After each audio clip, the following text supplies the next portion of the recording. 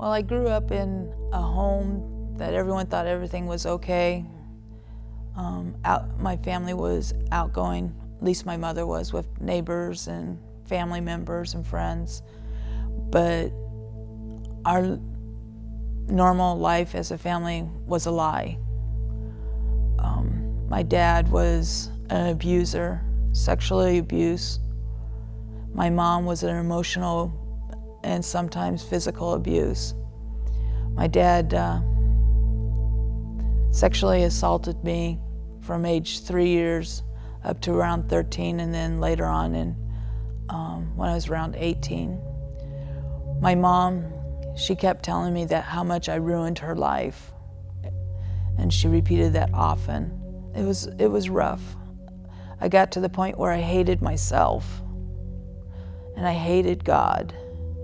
I hated everything.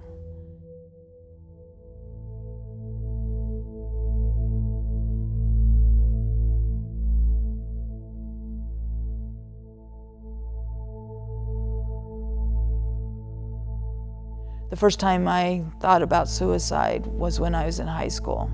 I then started cutting instead of doing this, trying to dull the pain, take the pain away, and make it more of a physical pain. Then I went to college. It was a Bible college in Omaha. I was so much searching for where I belonged, but yet still had that wall that I didn't trust anyone. And it was another way of getting out. And I didn't do good. I actually tried suicide while I was in college. And my parents came and yanked me out, and that was that. And then again, I was looking for a way out. I found a gentleman. I ended up marrying in less than a year. It wasn't true love. I was damaged, and I didn't trust him.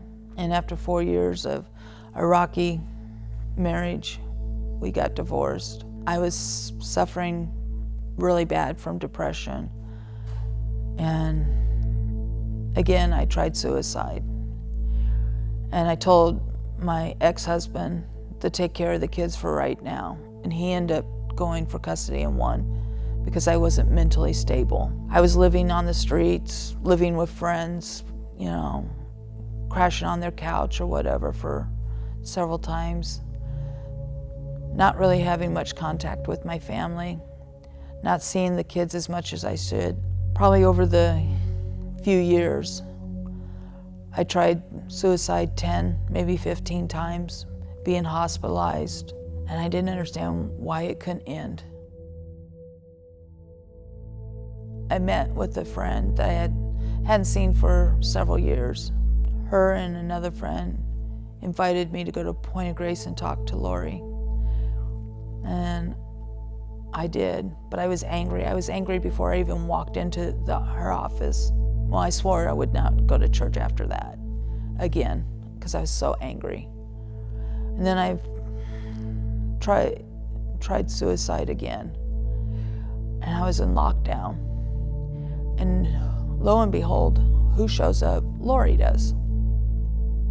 And I got to thinking, well, I didn't scare her away the first time. What's the deal? And we started talking and stuff, and a little bit of my anger went away.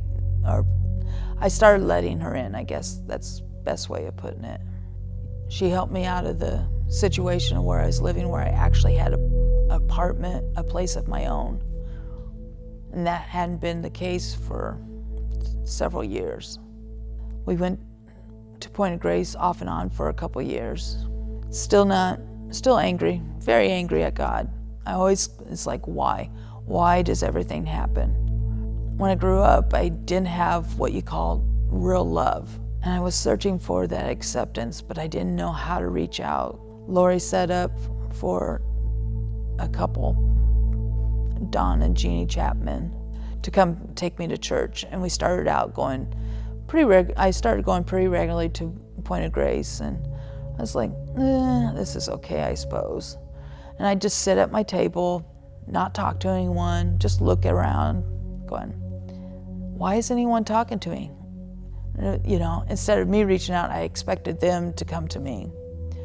and it just doesn't work that way. And then when we switched over to New Point Church, Don and Jeannie still were taking me to church, and they were showing kindness and stuff, and it was something new to me.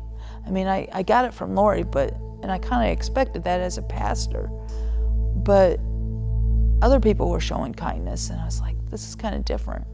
So when we went to New Point at Tuscany, there I was sitting in my little corner.